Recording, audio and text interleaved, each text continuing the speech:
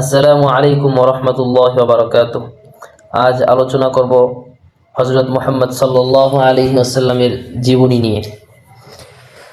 সমস্ত প্রশংসা সেই মহান আল্লাহ তাআলার জন্য, যিনি এই পৃথিবী সৃষ্টি করেছেন, মানুষকে সৃষ্টি করেছেন আর মানুষের হেদায়েতের জন্য যুগে যুগে নবী রাসূল সাল্লাল্লাহু আলাইহি ওয়াসাল্লামদেরকে পাঠিয়েছেন।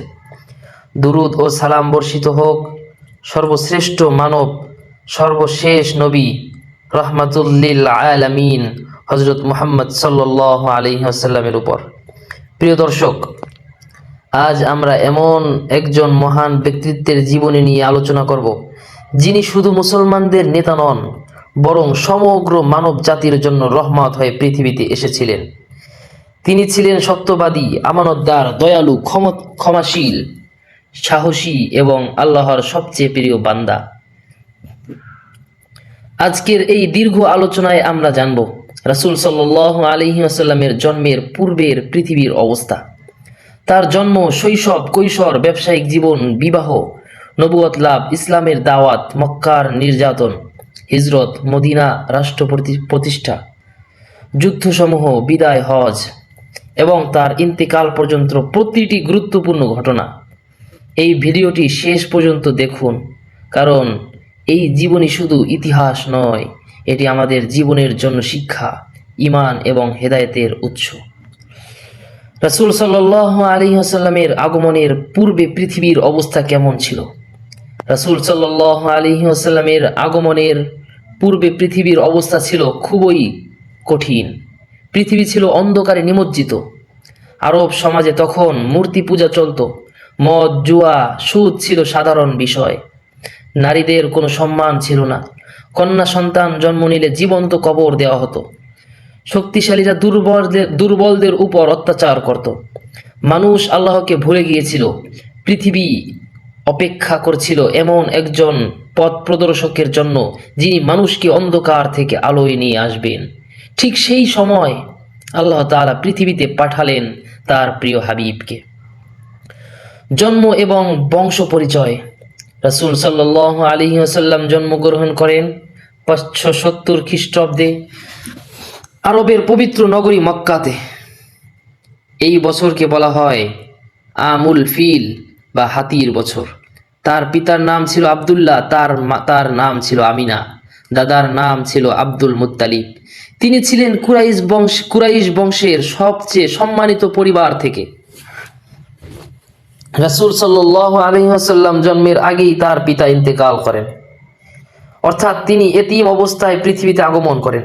জন্মের পর তার দাদা অত্যন্ত আনন্দিত হন এবং তার নাম রাখেন মুহাম্মদ সাল্লাল্লাহু আলাইহি ওয়াসাল্লাম, যার অর্থ প্রশংসনীয়। শৈশবকাল। আরবের নিয়ম অনুযায়ী শিশুদের গ্রামের বিশুদ্ধ পরিবেশে লালন পালনের জন্য পাঠানো হতো। রাসূল সাল্লাল্লাহু আলাইহি ওয়াসাল্লামকে লালন পালনের দায়িত্ব নেন হালিমা সাদিয়া রাদিয়াল্লাহু তাআলা আনহা। হালিমা সাদিয়া রাদিয়াল্লাহু তাআলা আনহা বলেন, যেদিন থেকে মুহাম্মদ সাল্লাল্লাহু আলাইহি ওয়াসাল্লাম আমাদের ঘরে আসেন, সেদিন থেকেই আমাদের ঘর বরকতে নেমে আসে। শৈশব থেকেই রাসূল সাল্লাল্লাহু আলাইহি ওয়াসাল্লাম ছিলেন ভদ্র, শান্ত ও সত্যবাদী। তিনি কখনো মিথ্যা বলতেন না, কখনো অন্যায় করতেন না। 6 বছর বয়সে তার মা আমিনা ইন্তেকাল করেন। এরপর দাদা আব্দুল মুত্তালিব তাকে লালন পালন করেন, কিন্তু 2 বছর পর দাদাও ইন্তেকাল করেন। এরপর তার চাচা আবু তালিব তাকে নিজের সন্তানের মতো লালন পালন করেন। তার কৈশোর ও যুবক জীবন। যুবক বয়সে রাসূল সাল্লাল্লাহু আলাইহি ওয়াসাল্লাম ছাগল চরাতেন। তিনি বলেছিলেন, আল্লাহ এমন কোন নবী পাঠাননি যিনি ছাগল চরাননি। এর মাধ্যমে আল্লাহ নবীদের ধৈর্য ও নেতৃত্বের শিক্ষা দিতেন। পরবর্তীতে তিনি ব্যবসা শুরু করেন। তার সত্যতা ও চরিত্র দেখে মানুষ তাকে ডাকত আল আমিন, অর্থাৎ বিশ্বাসী। পুরো মক্কা শহরে তার সত্যতার খ্যাতি ছড়িয়ে পড়ে। খাদিজা রাদিয়াল্লাহু তাআলা আনহু এর সাথে বিবাহ। খাদিজা রাদিয়াল্লাহু তাআলা আনহু ছিলেন ধনী ও সম্মানিত ব্যবসায়ী নারী। তিনি রাসূল সাল্লাল্লাহু আলাইহি ওয়াসাল্লামের সততা দেখে মুগ্ধ হন। পরে তিনি বিবাহের প্রস্তাব পাঠান। তখন রাসূল সাল্লাল্লাহু আলাইহি ওয়াসাল্লামের বয়স ছিল 25 বছর। খাদিজা রাদিয়াল্লাহু তাআলা আনহু এর বয়স ছিল 40 বছর। এই বিবাহ ছিল ভালোবাসা সম্মান ও ত্যাগের অন্যতম উদাহরণ। খাদিজা রাদিয়াল্লাহু তাআলা আনহা ছিলেন রাসূল সাল্লাল্লাহু আলাইহি ওয়াসাল্লামের জীবনের সবচেয়ে বড় সহায়ক। নবুয়ত লাভ। রাসূল সাল্লাল্লাহু আলাইহি ওয়াসাল্লাম প্রায় হেরা গুহায় ধ্যান করতেন।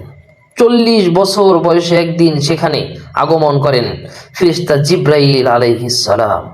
তিনি বলেন, ইকরা, পড়ুন। রাসূল সাল্লাল্লাহু আলাইহি ওয়াসাল্লাম ভীত হয়ে যান। এরপর নাজিল হলো পবিত্র কোরআনের প্রথম আয়াত। এভাবেই শুরু হয় নবুয়ত। রাসূল সাল্লাল্লাহু আলাইহি ওয়াসাল্লাম ভীত অবস্থায় ঘরে ফিরে আসেন। খাদিজা রাদিয়াল্লাহু তাআলা আনহা তাকে সান্ত্বনা দেন। তিনি বলেন, আল্লাহ কখনো আপনাকে অপমান করবে না। ইসলামের গোপন দাওয়াত।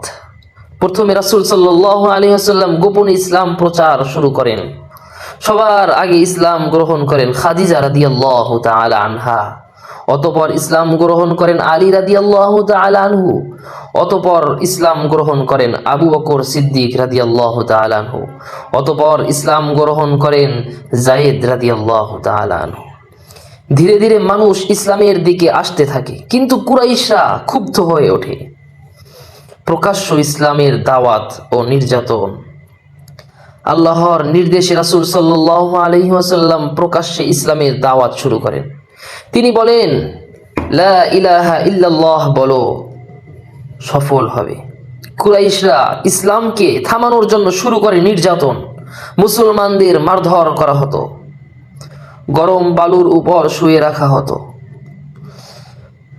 বিল্লাল রাদিয়াল্লাহু তাআলা আনহুকে উত্তপ্ত পাথর দিয়ে নির্যাতন করা হতো, কিন্তু তিনি বলতেন, সব সময় বলতে থাকতেন, আহাদ আহাদ।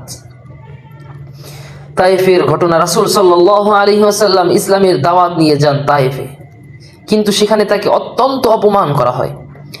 শিশুদের লেলিয়ে দেওয়া হতো তাকে পাথর মারার জন্য। রক্তে ভিজে যায় তার শরীর। তারপরও তিনি বদদোয়া করেননি কখনো। তিনি বলেন, হয়তো একদিন ভবিষ্যৎ প্রজন্ম ইসলাম গ্রহণ করবে। এটাই ছিল তার দয়া। মিরাজের ঘটনা। এক রাতে আল্লাহ তাআলা রাসূল সাল্লাল্লাহু আলাইহি ওয়াসাল্লামকে নিয়ে যান মিরাজে। তিনি আল আকসা মসজিদে যান, সেখানে থেকে সপ্তম আসমানে আগমন করেন। এই সফরেই 5 ওয়াক্ত নামাজ ফরজ হয়। হিজরত। মক্কার নির্যাতন চরমে পৌঁছালে আল্লাহ তাআলা হিজরতের অনুমতি দেন। রাসূল সাল্লাল্লাহু আলাইহি ওয়াসাল্লাম ও আবু বকর রাদিয়াল্লাহু তাআলা আনহু মদিনার দিকে রওনা হন। শত্রুরা তাদের হত্যা করতে চেয়েছিল।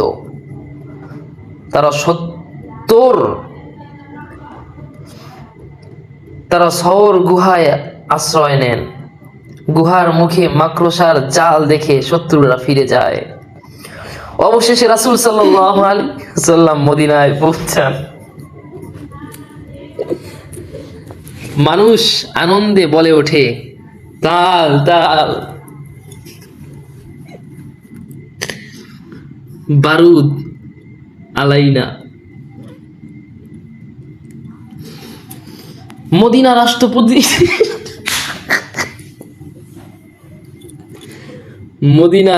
প্রতিষ্ঠা।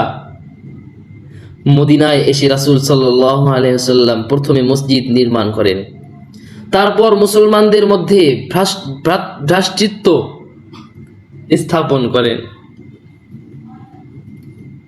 তিনি ইতিহাসের প্রথম ইসলামী রাষ্ট্র প্রতিষ্ঠা করেন। এখানে ছিল ন্যায় বিচার, মানবতা, শান্তি, সহানুভূতি। বদরের যুদ্ধ। ইসলামের প্রথম বড় যুদ্ধ ছিল বদরের যুদ্ধ। মুসলমান ছিল মাত্র 313 জন, কিন্তু শত্রু ছিল প্রায় 1000। আল্লাহ মুসলমানদের বিজয় দান করেন। এই যুদ্ধ প্রমাণ করে সত্য সব সময় বিজয়ী হয়। উহুদের যুদ্ধ। প্রথমে মুসলমানেরা বিজয়ী হচ্ছিল, কিন্তু কিছু সাহসী সাহাবী নির্দেশ অমান্য করার পরিস্থিতি বদলে যায়। রাসূল সাল্লাল্লাহু আলাইহি ওয়াসাল্লাম আহত হন, তার দাঁত মুবারক শহীদ হয়। তারপরও তিনি উম্মতের জন্য দোয়া করেন। খন্দকের যুদ্ধ। শত্রুরা মদিনা আক্রমণ করে রাসূল সাল্লাল্লাহু আলাইহি ওয়াসাল্লামের পরামর্শ নিয়ে শহরের চারপাশে খন্দক খনন করেন। এটি ছিল অসাধারণ কৌশল। অবশেষে শত্রুরা ব্যর্থ হয়। মক্কা বিজয়। দীর্ঘ সংগ্রামের পর রাসূল সাল্লাল্লাহু আলাইহি ওয়াসাল্লাম বিজয়ী হয়ে মক্কায় প্রবেশ করেন, কিন্তু প্রতিশোধ নেননি। তিনি বলেন, আজ তোমাদের জন্য কোনো ভয় নেই। তিনি সবাইকে ক্ষমা করে দেন। এটাই ছিল তার মহান চরিত্র। বিদায়ী হজ। হিজরি 10 সালে রাসূল সাল্লাল্লাহু আলাইহি ওয়াসাল্লাম বিদায়ী হজ পালন করেন। আরাফার ময়দানে তিনি ঐতিহাসিক ভাষণ দেন। তিনি বলেন, মুসলমান মুসলমানের ভাই, নারীদের সাথে উত্তম আচরণ করো, সুদ হারাম, সবাই আদম সন্তানের অংশ। এই ভাষণ ছিল মানবাধিকারের এক মহান ঘোষণা। ইন্তেকাল। বিদায়ী হজের কিছুদিন পর রাসূল সাল্লাল্লাহু আলাইহি ওয়াসাল্লাম অসুস্থ হয়ে পড়েন। তিনি বারবার বলছিলেন, উম্মতি উম্মতি। 63 বছর বয়সে তিনি ইন্তেকাল করেন। পুরা মদিনা কেঁপে ওঠে শোকে। যে মুহাম্মদ সাল্লাল্লাহু আলাইহি ওয়াসাল্লামের ইবাদত করত, সে যেন রাখুক, মুহাম্মদ সাল্লাল্লাহু আলাইহি ওয়াসাল্লাম ইন্তেকাল করেছেন। আর যে আল্লাহর ইবাদত করে, আল্লাহ চিরঞ্জীবী। আমাদের জন্য শিক্ষা। রাসূল সাল্লাল্লাহু আলাইহি ওয়াসাল্লাম আমাদের শিখিয়েছেন সত্যবাদিতা, ধৈর্য, ক্ষমা, ভালোবাসা, মানবতা, আল্লাহর প্রতি আনুগত্য। আজ আমরা যদি তার জীবন অনুসরণ করি, তাহলে পৃথিবীতে শান্তি ফিরে আসবে। প্রিয় দর্শক, রাসূল সাল্লাল্লাহু আলাইহি ওয়াসাল্লামের জীবনী কোনো সাধারণ ইতিহাস নয়। এটি এমন এক আলোচনা যা মানুষের হৃদয়ে পরিবর্তন করে। আসুন আমরা সবাই তার সুন্নাহ অনুসরণ করি, নামাজ কায়েম করি, মিথ্যা ত্যাগ করি, মানুষকে ভালোবাসি। আল্লাহ যেন আমাদের সবাইকে রাসূল সাল্লাল্লাহু আলাইহি ওয়াসাল্লামের আদর্শে জীবন যাপন করার তৌফিক দান করেন। আমিন। আসসালামু আলাইকুম ওয়া রাহমাতুল্লাহি ওয়া বারাকাতুহু।